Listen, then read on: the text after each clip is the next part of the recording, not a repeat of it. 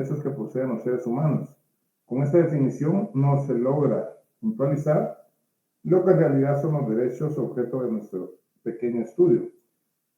Por la quejada y simple repetición de la palabra humana por la anteposición de la palabra derecho. La segunda definición se denomina formal.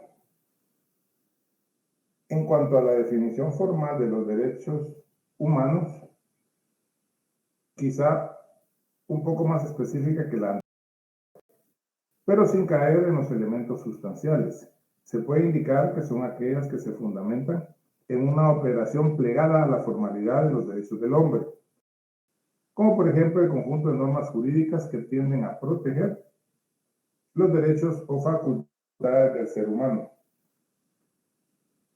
Luego tenemos las teleológicas. Esta definición lo que sustenta es el fin esencial de los derechos humanos, los cuales se deben de basar en la libertad, como la posibilidad natural del hombre de actuar sin faltar el respeto y de la dignidad. Lo que se persigue es que el hombre es un fin en sí mismo.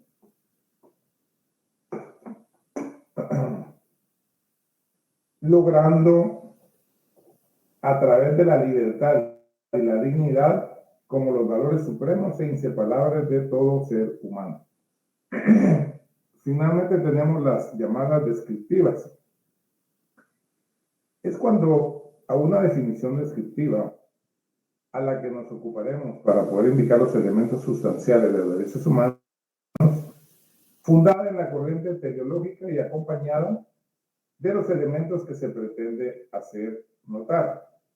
Consiste en las facultades y prerrogativas que tiene el hombre para poderse realizar como tal, fundamentándose en la libertad, la igualdad, la seguridad y la justicia, como valores superiores del hombre y reconocidos por el derecho. A raíz de lo anterior, y con base en lo expuesto, consideramos que una definición de derechos humanos bien podría consistir en un conjunto de garantías y derechos inalienables que tiene el hombre, basados en la dignidad humana, que le son indispensables para su subsistencia como tal y para su desarrollo dentro de la sociedad. Se hace necesario enfatizar que un derecho esencial que todo hombre posee, solo por el hecho de serlo, y que debe de hacer notar y cultivar, es su dignidad, consistiendo esta en el fundamento de todos los derechos del hombre, derivándose de la misma la vida, la libertad, la igualdad, la seguridad y la justicia, siendo estos los valores o virtudes cardinales que inclinan a constituir a la dignidad como el valor supremo de cualquier constitución. Se puede indicar en un sentido amplio que la dignidad es la base fundante de los derechos humanos y el límite de cualquier actividad del Estado. La dignidad humana se encuentra establecida en el preámbulo de la Declaración Universal de los Derechos Humanos y en el artículo primero de dicha declaración. Así también se encuentra regulado en el artículo 11.1 de la Convención Americana de Derechos Humanos, aunque en este caso como derecho propiamente dicho. En la Constitución Política de la República de Guatemala, el artículo 4 establece que en Guatemala todos los seres humanos son libres e iguales en dignidad y derechos. Eso es en cuanto a las definiciones. Es importante también mencionar que desde los principales fundamentos de los derechos humanos tenemos el naturalismo, tanto el teológico como el racional, como el historicismo cultural y el positivismo.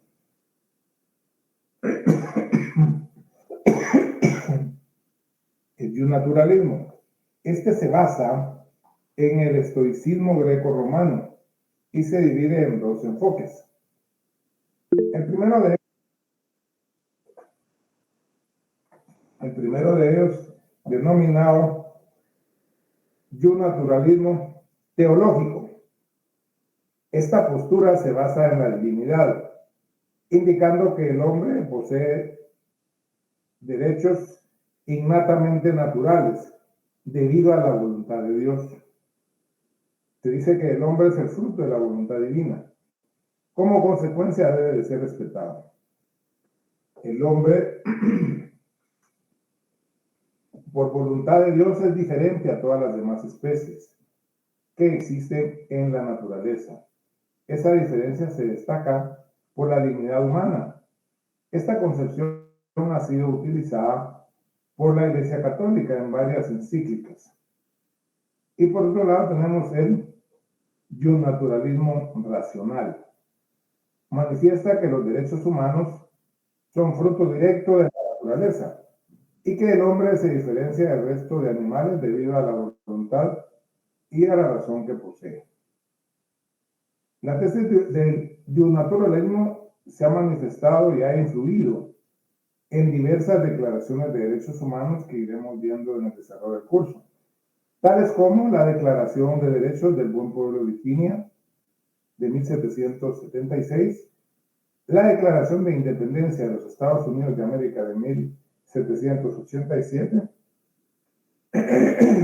la Declaración de los Derechos del Hombre y del Ciudadano de 1789, que fue producto de la Revolución Francesa, provocada por los excesos de la monarquía en aquel momento, en los cuales los ciudadanos franceses eran tratados mal, eran sujetos de malos tratos en la Bastilla, ¿verdad? Que era una cárcel muy cruel. Y por eso cuando se da la revolución, lo primero que hacen es quemar la Bastilla. La Declaración Americana de los Derechos y Deberes del Hombre y el Pacto Internacional de Derechos Económicos, Sociales y Culturales de 1966. Luego tenemos el historicismo cultural. Esta teoría se fundamenta en la convivencia social del hombre a través de su evolución y superación. Conforme el transcurso del tiempo del hombre, logra que se produzca apreciar la dignidad humana y consigue la protección de los derechos a través del conocimiento de valores y garantías que va acumulando conforme la transformación histórica. Luego tenemos el positivismo. La corriente positivista establece que solo el Estado es el único que puede crear derechos y establecer las limitaciones. Se basa en una concepción de voluntad general de la sociedad, la cual a través de sus representantes hacen plasmar los derechos fundamentales del hombre. Se expone que con normas positivas se garantiza no solo el reconocimiento de los derechos fundamentales, sino que se respeten los mismos. Luego tenemos los aspectos filosóficos de los derechos humanos. Al buscar los aspectos filosóficos de los derechos humanos, nos hace recabar la esencia, naturaleza y propiedades de lo que compone esta clase de derechos, tomando como base lo relativo al ser, las causas, valores y los fines de los mismos. El aspecto filosófico de los derechos humanos es un tema complejo, por lo que el objeto de la presente obra no es asentarse en ello, sino hacer un pequeño esbozo del mismo. Siendo así que el primero de esos aspectos es el denominado ontológico, que significa la ciencia del ente, que tiene como propósito considerar las características esenciales del ser, en este caso, de los derechos humanos. Se puede indicar que su función esencial es que estos derechos permanezcan por siempre, tomando en consideración a la naturaleza particular del ser humano, distinta a los demás objetos o seres del universo.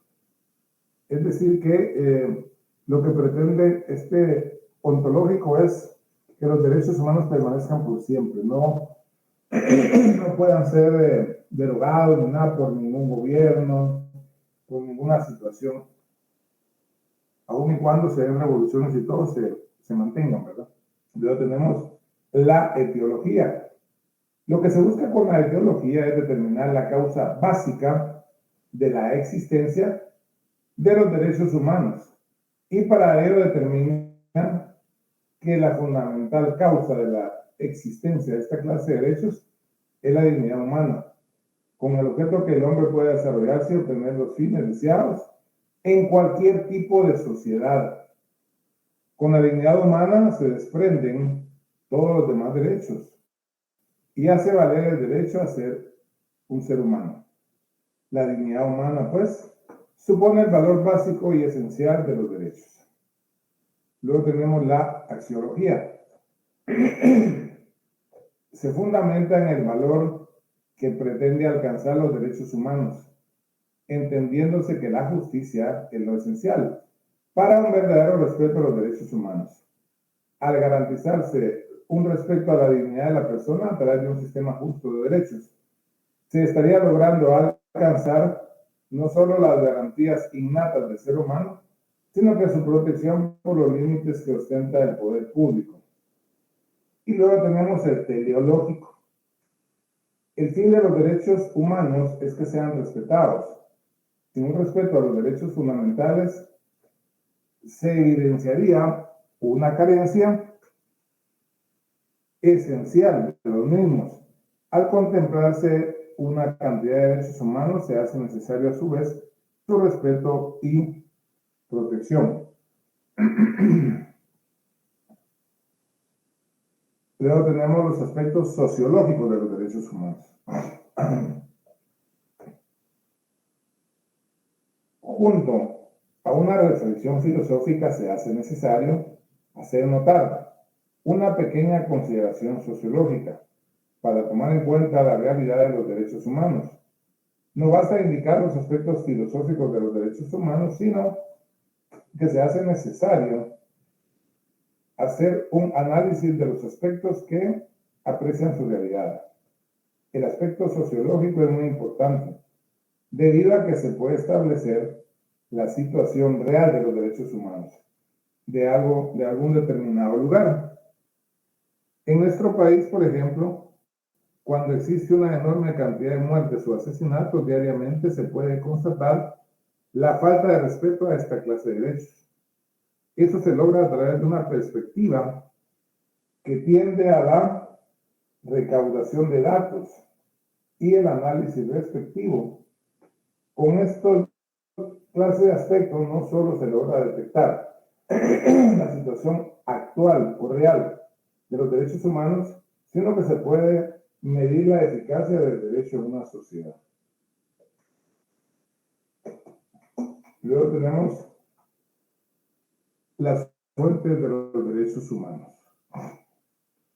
Cuando nos referimos a las fuentes de los derechos humanos, tenemos que establecer dónde nacen, de dónde se originan los mismos.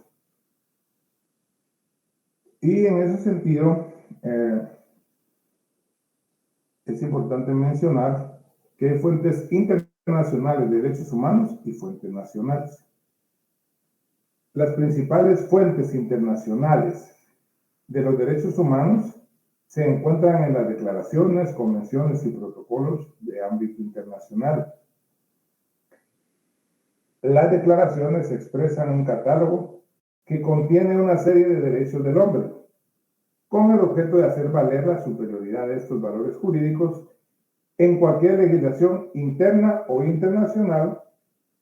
Ahora, en cuanto a las convenciones internacionales, estas ya contienen una fuerza de obligatoriedad cuando el Estado la ratifica y se obliga a respetar los derechos humanos contenidos en los convenios. En cuanto a los protocolos, son los instrumentos que amplían, puntualizan o anexan contenidos en un tratado. existe una gran variedad de instrumentos internacionales relacionados al tema, siendo los más básicos e importantes la Declaración Americana de los Derechos y Deberes del Hombre, la Declaración Universal de Derechos Humanos, el Pacto Internacional de Derechos Civiles y Políticos y sus dos protocolos facultativos. El Pacto Internacional de Derechos Económicos, Sociales y Culturales y la Convención Americana de Derechos Humanos y sus dos protocolos, sobre todo los derechos económicos, sociales y culturales y el de la abolición de la pena de muerte. En ese sentido, como nuestro país ha ratificado esos convenios, el año pasado tuvo que ir a rendir un informe al comité respectivo en Ginebra, en Naciones Unidas, en cuanto al cumplimiento de los derechos económicos, sociales y culturales. Y obviamente, pues, son exámenes muy exhaustivos, participan personas de otras nacionalidades, ¿verdad? Conforme a la información que les han enviado de personas de acá de Guatemala, que le llaman informe gris o informe negro, ¿verdad? Porque van, muchas veces dicen los tíos del país, entonces la función del Estado es formar una comisión y con esa comisión ir a defender esa situación en el país. Así también, en el mes de junio de cada año se celebra la Asamblea de la Organización Internacional del Trabajo, en el cual pues todos los países son objeto de quejas, ¿verdad? Son objeto de quejas porque no cumplen la mayoría de convenios de la OIT que han ratificado. En el tema de Guatemala, Guatemala tiene, bueno, primero tuvo una denuncia desde 2003, 2004, por ahí, y esa denuncia provocó que se creara una comisión tripartita. Y esa comisión tripartita la integra el Ejecutivo, la parte patronal y la parte trabajadora. Y hay una hoja de ruta que tienen que cumplir, en el cual básicamente lo que pretenden los sindicalistas es que se aclare la muerte de dirigentes sindicales. Y ahí es donde interviene el Ministerio Público y dan sus respectivos explicaciones, ¿verdad? Cómo van las investigaciones, etcétera, etcétera. Y también en el tema de las reinstalaciones. Lamentablemente en nuestro país, cada vez que hay cambio de gobierno municipal, gobierno nacional, etcétera, hay mucha gente que pertenece a un sindicato y es despedida. Es destituida y los jueces ordenan la reinstalación y muchas veces a los funcionarios no les interesa, no cumplen con eso. Por ello, la Corte creó un juzgado pluripersonal de paz penal que se dedique a solo el tema de las instalaciones. Es decir, un juez de instancia remite esa certificación de lo conducente y ese juzgado de paz penal le da seguimiento. Le da seguimiento y eso, como está en la hoja de ruta, pues Guatemala está cumpliendo, ¿verdad? Está cumpliendo y pues aparte de eso también, en el tema de la OIT, como ustedes saben, en Guatemala ratificó el convenio 169 y también tiene que cumplirlo, ¿verdad? Tiene que cumplirlo y respetar las tierras de los pueblos tribales en países independientes. Y por eso es que a veces, mediante acciones de amparo, se suspenden las explotaciones mineras o bien las hidroeléctricas.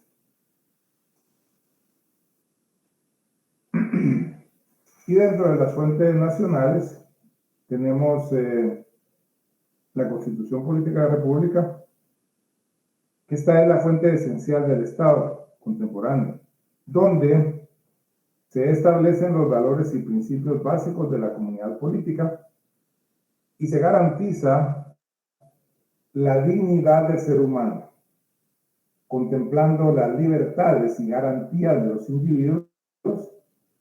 La Constitución se convierte, pues, en el pilar y eje fundamental de todas las demás normas. Es la fuente de las fuentes del derecho. En nuestro caso, la actual Constitución fue decretada el 31 de mayo de 1985 y entró en vigencia 14 de enero de 1986. Y mediante una reforma popular, pues fue modificada en el año 93. Luego tenemos los acuerdos de paz. Estos se refieren al proceso de paz en Guatemala. Como sabemos todos, hubo un conflicto armado en nuestro país de más de 37 años. El mismo se inició en los años 60, ¿verdad? Mediante unos militares rebeldes, John Sosa y entre otros personajes, y ahí fue donde formaron los grupos guerrilleros y empezó la subversión en nuestro país. Pues es hasta el año 96 que se firma la paz. Se firma la paz en diciembre de 1996 y se concentra exclusivamente al cese de las hostilidades, es decir, que ya no hubiera enfrentamiento armado, que se desarmara los grupos guerrilleros y se les reincorporara a los combatientes a la sociedad civil con el objeto de lograr la paz nacional y los cambios económicos, sociales, culturales y políticos. El proceso se inició en la isla de Contadora, en Panamá, en el año 83 y se continuó en el año 86 y año 91 en el grupo Esquipulas 1 y Esquipulas 2. Por eso se decía en aquel tiempo que el Premio Nobel de la Paz se lo merecía el expresidente Vinicio Cerezo, puesto que él fue el que promovió los acuerdos de paz. Y a quien se le dio esa vez el premio fue a este señor de apellido Arias, que era el presidente costarricense en ese momento. En el año de 1991 se logra finalmente la reunión entre el gobierno y la dirigencia de la URNG y posteriormente se emite el Acuerdo Marco de 1994. En ese mismo año emerge el Acuerdo Global de Derechos Humanos, donde el gobierno se compromete a respetar, garantizar y promover esta clase de derechos. Finalmente, el 29 de diciembre de 1996 se firmó la paz firme y duradera. El Acuerdo Global de los Derechos Humanos es un convenio donde el Estado se compromete no solo a respetar estos derechos, sino que también que su compromiso es permanente para el desarrollo de los mismos. Así también las leyes internas. Esta clase de leyes le pertenecen para su elaboración al Congreso. Esas leyes desarrollan postulados y normativas constitucionales. Dentro de las leyes que se emitieron por el conflicto armado, se tipificó el delito de desaparición forzosa o desaparición forzada. Y la Corte de Constitucionalidad, pues, emitió un fallo en el cual estableció de que la ley sí tenía vigencia, porque se discutía que había sido emitida posteriormente a la comisión de esos delitos, pero la CC dijo que el delito de desaparición forzosa o forzada es permanente en el tiempo. ¿Qué significa esto? Que el delito va a ser permanente en el tiempo en tanto y cuando la persona secuestrada no aparezca. No aparezca y cuando tuve la oportunidad de estar en la sala de operaciones, conocí un caso de desaparición forzosa. Y en primera instancia a la persona responsable le habían impuesto 150 años. Y apeló, planteó su operación especial y todo, pero no habían insumos ni pruebas para desvirtuar eso. Entonces se confirmó la sentencia de 150 años porque hubo muchos testigos que vieron cuando él entró al destacamento militar de Chimaltenango y las personas que entraron con él ya no salieron nunca más de ahí. Entonces por eso se le condenó, porque nunca aparecieron. Entonces mientras no aparecieran, el delito era permanente en el tiempo. Y luego tenemos el derecho llamado consuetudinario. Es el conjunto de normas y principios basados estrictamente en la costumbre que practica una comunidad a la cual se le otorga el valor jurídico obligatorio. Se caracteriza por ser oral y posee sus propias instituciones, autoridades y procedimientos. Guatemala, con base en el convenio 169 de la OIT, se comprometió a respetar el derecho consuetudinario de los pueblos indígenas, los cuales, de conformidad con el artículo 8 de dicho convenio, tienen derecho a conservar sus costumbres e instituciones propias. El único problema a discutir es lo relativo a los asuntos de materia penal, tal como lo establece el artículo 9 de dicho convenio, puesto que este determina que se podrán aplicar los métodos a lo que los pueblos interesados recurren tradicionalmente para la represión de los delitos en la medida que por ello sea compatible con el sistema jurídico nacional. Es decir, a veces vemos nosotros que hay gente que comete un delito, digamos, en una comunidad, pero no es un delito grave. Por ejemplo, alguien que se roba unas gallinas. Entonces, lo que hacen que van con los ancianos del pueblo, ¿verdad? Los sabios del pueblo, y ellos lo van a sancionar. Y normalmente cuando es un varón, lo que hacen es que lo despojan de su camisa y le dan latigazos, ¿no? Y cuando son mujeres, lo que hacen es que les cortan el cabello. Y si el delito es demasiado fuerte, pero no puede ser sancionado penalmente por los tribunales ordinarios, lo que hacen es que los destierran del pueblo, los echan del pueblo. Ese es lo que conocemos como justicia maya, ¿verdad? Que es el derecho consuetudinario, que ellos en algunos lugares pues lo manejan de esa manera. Por ejemplo, en los 48 cantones, ellos también tienen su propia autoridad y hay ciertas situaciones ahí que la gente les debe compartir, ya que si no les comparten, ellos pueden oponerse a algunas situaciones. Por ejemplo, se iba a inaugurar ahí un juzgado y un tribunal de sentencia de femicidio. Como no se les consultó, no querían autorizar, pues al final se logró llegar a arreglos, etcétera, y pues ya permitieron que se instalara el juzgado, ¿no?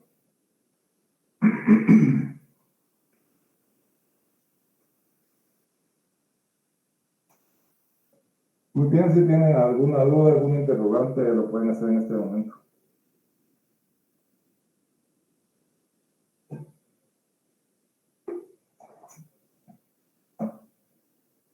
¿Todo claro, Lick? Muy bien. Les había dicho que no, pero en la otra sección me pidieron favor, entonces sí les voy a compartir las diapositivas.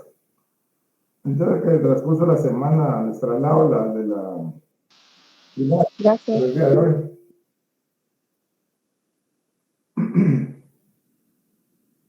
Muchas gracias. Vaya, feliz noche, que descansen. Gracias, Lick. Feliz noche. Muchas gracias. No, gracias, licenciado. Feliz noche. Feliz noche. Gracias, licenciado. Feliz noche. Feliz noche, licenciado. Muchas gracias.